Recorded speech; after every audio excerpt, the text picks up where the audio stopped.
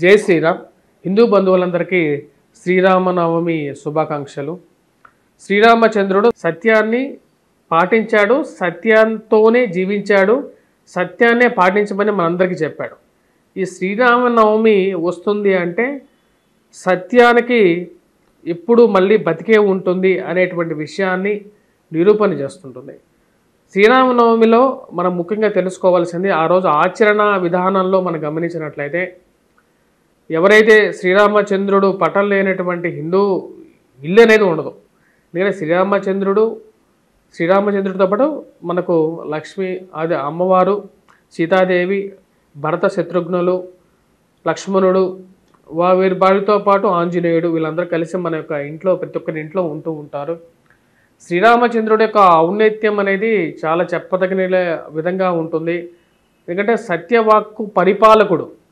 తను చేసినటువంటి ప్రతి విషయం అంటే సాక్షాత్తు నారాయణుడు భూమండలం మీద మనిషి రూపంలో జన్మించి మనిషి ఏ విధంగా ఉండకూడదో, ఏ విధంగా ఉండాలో నడయాడి చూపించాడు. ఈ యొక్క శ్రీరామనవమి రోజు మన పిల్లలకి ప్రతి విషయాన్ని చెప్పాలి. ఎందుకంటే ఉండేటువంటి బంధాల్లో మనకు తండ్రిగా ఎలాగైతే మనకు దశరథుడు లాంటి తండ్రి, మరియు అదేవిధంగా మనకు కౌశల్య లాంటి తల్లి గుణాలు, ఇవన్నీ శ్రీరామచంద్రుడు లాంటి మనస్తత్వం మనకు ఉండాలి. మరియు అదేవిధంగా సీతాదేవి లాంటి మనస్తత్వం ఉండాలి. లక్ష్మణుడు లాంటి తమ్ముడు, భరతుడు లాంటి తమ్ముళ్ళు, ఇది ఒక పరివారం. అంటే ఒక కుటుంబ వ్యవస్థ గురించి ఎక్కువగా మన పిల్లలకి వాడి యొక్క గుణగణాలు చెప్పాలి. అందుకని ఆదర్శమూర్తులుగా వీరు మనం ఇప్పుడు నిత్యంగా మనం కొలుస్తూ ఉన్నాం. ఎందుకంటే ప్రతిరోజు ఆ యొక్క కథని కొంచెం విన్నా సరే మనకు వచ్చేటప్పటికి ఆదర్శ గుణాలు అనేవి ఉంటాయి. మనకు ఒక శ్రీరామనవమి రోజు ముఖ్యంగా ఆ రోజు ప్రాతకాలాన్ని లేచి అభ్యంగ స్నానాలు, అంటే నువ్వుల నూనె ఒంటికి పెట్టించుకున్న స్నానమైనా చేసుకోవచ్చు, దానిలో ఎటువంటి దోషం లేదు. ఎందుకంటే స్నానం చేసిన తర్వాత మనకు పూజాది కార్యక్రమాల్లో ఆ రోజు శ్రీరామచంద్రుడిని పూజించడం అనేది చాలా ముఖ్యం. మనకి ఎవరికైతే విగ్రహాలు కానీ చిన్న చిన్న విగ్రహాలు కూడా దొరుకుతున్నాయి ఈ రోజుల్లో, లేనటువంటి వారు పటాన్నైనా పూజించుకోవచ్చు. ఆ రోజు చేసేటువంటి నివేదన ఏదైతే ఉందో ఆ నివేదన కార్యక్రమాల్లో వచ్చేటప్పటికి ముఖ్యంగా మనం చేయాల్సింది వడపప్పు పానకం చేయాలి.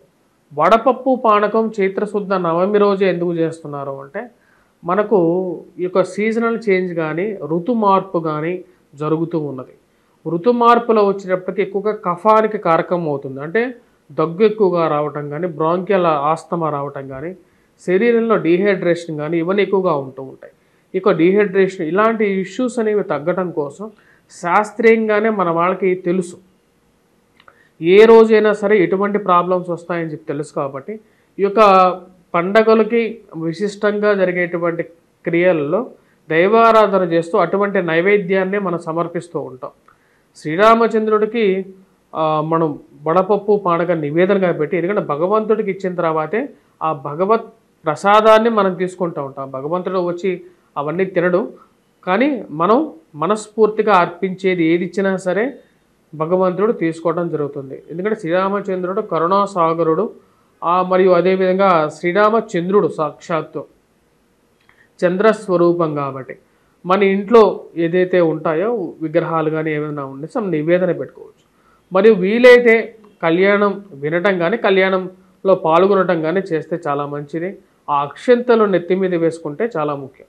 అదేవిధంగా ఎవరైతే ఈ యొక్క వివాహాది కార్యక్రమాలకి ఎవరైతే ముఖ్యంగా స్త్రీలు కానీ పురుషులు కానీ వివాహం గురించి ప్రయత్నాలు చేస్తున్నటువంటి వారు, వివాహం కానటువంటి వారు కూడా, వివాహం గురించి తాపత్రయపడుతున్నటువంటి వారు కూడా ఇక శ్రీరామ నవమి రోజు శ్రీరామ కళ్యాణం చూస్తే చాలా మంచిది. ఆ యొక్క అక్షంతలు నెత్తి మీద వేసుకుంటే వారికి వివాహం జరగటం అనేది తథ్యంగా ఉంటుందన్నమాట. వీలైతే ఆ యొక్క వివాహాన్ని పూర్తిగా కన్నుల పండుగగా చూసి శ్రీరాముడి యొక్క గొప్పతనాన్ని, ఆ యొక్క విశిష్టతమైనటువంటి కళ్యాణ మహోత్సవాన్ని వీక్షించి ఆ యొక్క పానకం వడపప్పు తీసుకున్నట్లయితే వారికి ఆ యొక్క, ఎందుకంటే అవి ప్రసాదాలు కాబట్టి ఆ యొక్క ప్రసాద తీసుకున్నప్పుడు ఆరోగ్యపరంగాను చాలా అనుకూలంగా కూడా ఉంటుంది.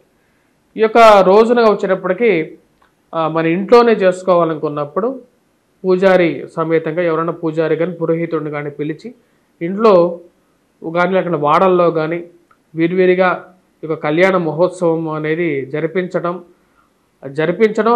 జరిపించేటువంటి విధిలో మనం కూడా భాగస్వామ్యం తీసుకున్నా సరే వారికి కూడా ఇంట్లో శుభం జరుగుతుంది అన్నమాట. ఎందుకంటే 10 మందికి మెచ్చేటువంటి కొన్ని విషయాల్లో మనం కూడా భాగస్వామ్యం అయినప్పుడు లోక కళ్యాణం జరుగుతుంది. లోక కళ్యాణం జరిగితే అది ఆరోగ్యానికి మరియు అదేవిధంగా గృహానికి సమాజానికి అంతా కూడా మేలు జరుగుతుంది. శాస్త్ర విదితం ఇది. ఆ రోజు మనం గమనించినట్లయితే అదే సత్యవాక్య పరిపాలకుడైనటువంటి శ్రీరామచంద్రుడు ఆ రోజు చేయకూడనటువంటి కొన్ని అంశాల్లో ముఖ్యంగా వచ్చేటప్పటికి అబద్ధం ఆడటం, ప్రతి విషయానికి ఈ రోజుల్లో రజోగుణకారకమైనటువంటి విషయాలు కాబట్టి ఈ రోజుల్లో ముఖ్యంగా ఈరోజు కనీసం ఈ రోజైనా సరే ఏదైతే చైత్రశుద్ధ నవమి రోజు అబద్ధం ఆడకుండా ఉండటం ముఖ్యం.